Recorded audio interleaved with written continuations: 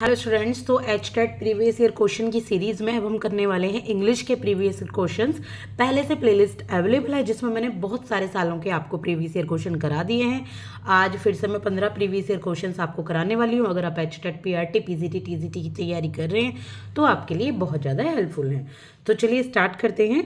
61 से choose the correct passive form of the verb in bracket in the given sentence.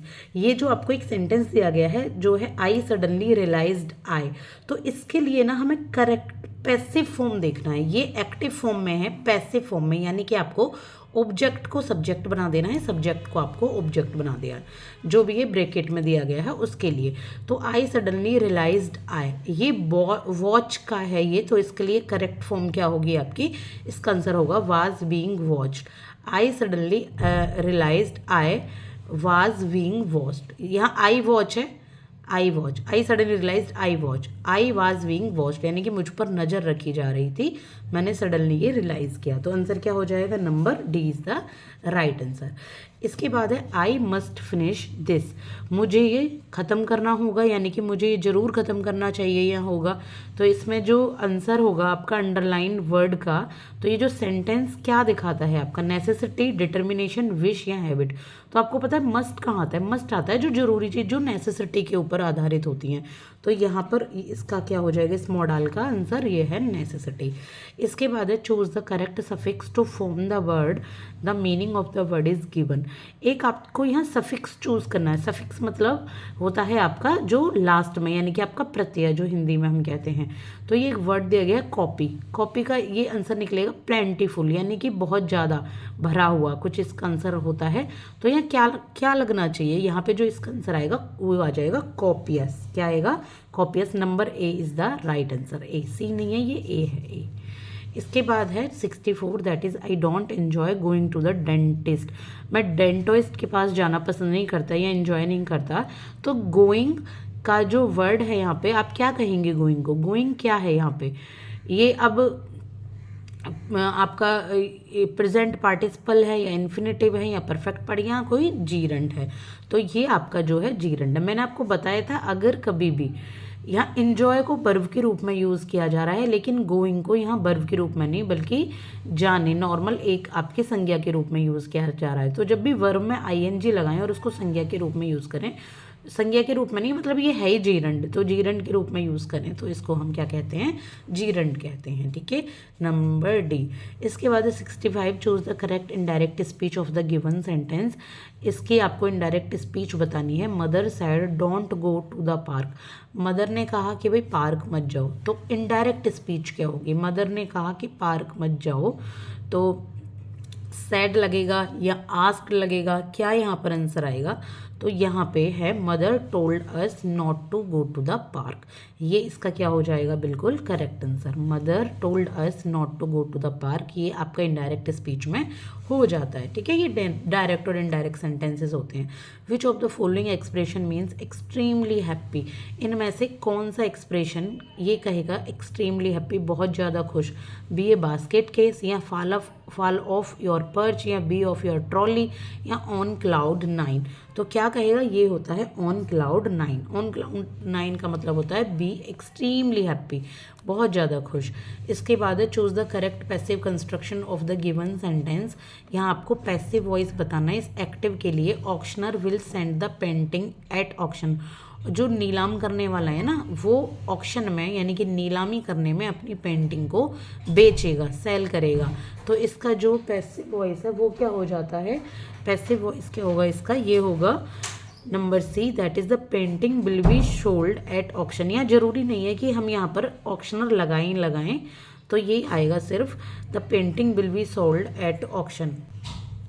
इसके बाद है 68, that is identify the figure of speech in the following sentence. आपको इनमें एक sentence दिया गया है, इसमें फिगर ऑफ स्पीच देखनी है कि कौन सी है। I must be cruel only to be kind. मैं दयालु बनने के लिए मैं निर्दयी बनता हूँ या निर्दयी मुझे बनना चाहिए। तो ये क्या है आपका? क्या कहेंगे इसको?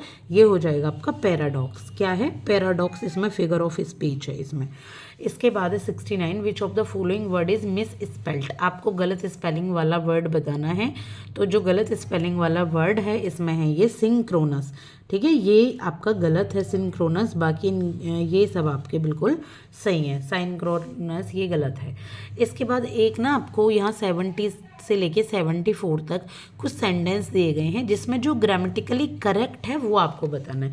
ये जो सेंटेंस है 2016 में इसी तरीके से पूछे जाते थे, तो तैयारी तो हम करेंगे क्योंकि देखो एचटेट के ही पूछेगा ये क्वेश्चन है।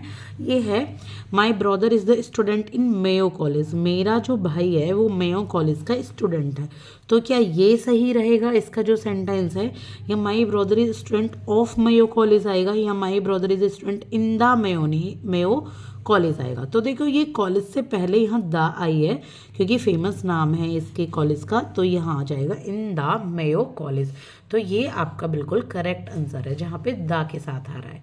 इसके बाद है 71, that is neither of them were present there या neither of them was present there. कौन सा सही आएगा?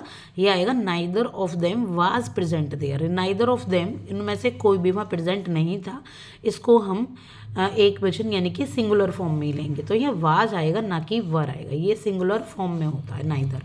इसके बाद है द रोजेज स्मेल स्वीट, जो रोजेज हैं उनकी जो स्मेल है वो स्वीट है, ये होना चाहिए इसका, या रोजेज स्मेल स्वीटली, ये भी वही स्वीटली है, तो आपको आंसर मिल चुका है। Number 1 is the correct answer, the roses smell sweet, ये इसका करेक्ट आंसर होगा। इसके बाद है 73, you certainly did not ought to do it, तुम निश्चय ही इसको नहीं करने जा रहे हो या तुम्हें निश्चय नहीं करना चाहिए कुछ इस। You certainly ought not to have done it, कौन सा इसमें सर रहेगा? तो number B is the right answer, you certainly ought not to have done it. ठीक है, ये इसका सही आंसर हो जाएगा। इसके बाद है 74, that is who was the book given to, book किसको दी गई? Who the book was given to, the book was given to who was the book given to. बताइए इसका क्या आंसर हो जाएगा? इसका आंसर हो जाएगा number D, whom was the book given to, ये इसका सही आंसर होगा। इसके बाद है choose the correct phonetic transcriptions of the word locket. आप एक बार ना इनको पॉज करके भी देख सकते हैं कि ये क्यों सही है। अब आप देखो ये भी सही लग रहा है who was the book given to, लेकिन यहाँ पे बुक भी हमारी उसका काम कर रही है सब्जेक्ट का, और फिर हु भी, ऐसे थोड़ी ना होता, हमें यहाँ ऑब्जेक्ट लाना है, whom was the book given to, तो ये इसका करेक्ट आंसर है। Choose the word correct phonetic transcription of the word locket. Locket के लिए फोनेटिक ट्रांसक्रिप्शंस क्या होगा? पहले पूछे जाते थे। देखिए मैं ये नहीं कह रही हूँ, मैंने आपको 2023 से लेके ना 2016 तक के क्वेश्चन कराए, तो 2016 में यही आया है, 2017 तक सेम ही थीम रही है।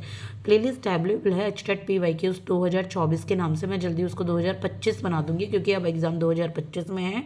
तो इसका जो आंसर हो जाएगा ये हो जाएगा ये वाला लॉकेट। ठीक है, ये करेक्ट फोनेटिक फॉर्म में, लेकिन कुछ नहीं पता ना, HTET दोबारा से पूछ ले, कुछ कह नहीं सकते। तो ये 75 तक 15 क्वेश्चन की प्रैक्टिस मैंने आपको करा दी है। 2016 में 30 क्वेश्चन हिंदी इंग्लिश में पूछे जाते थे, हरियाणा जी के नहीं पूछा जाता था, CDP आता था।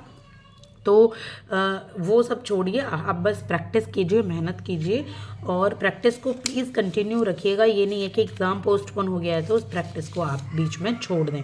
मैं ऐसे ही अब मैं जल्दी ना मैं PYQs ना करा के आपको जल्दी से MCQs प्रैक्टिस MCQ सीरीज़ लाने वाली हूँ, क्योंकि मैंने PYQs बहुत सालों के करा दिए हैं, आप देख सकते हैं। और साथ के साथ आप ना क्वांटिटेटिव एप्टीट्यूड और रीजनिंग की तैयारी भी अपनी तरफ से ज़रूर कीजिएगा, जो 20 नंबर की तैयारी मैंने आपकी नहीं कराई है। जल्दी ही मैं प्रैक्टिस क्वेश्चन की सीरीज़ लाऊंगी, साथ के साथ करंट अफेयर की सीरीज़ चल रही है, तो आप उसको भी देखना मत भूलिएगा। मैं जल्दी ही ये वीडियो अपलोड कर दूंगी, क्लासेस करंट अफेयर्स की भी, जो कि होगी हरियाणा की भी और nation wise yearly current affair भी। Thank you so much.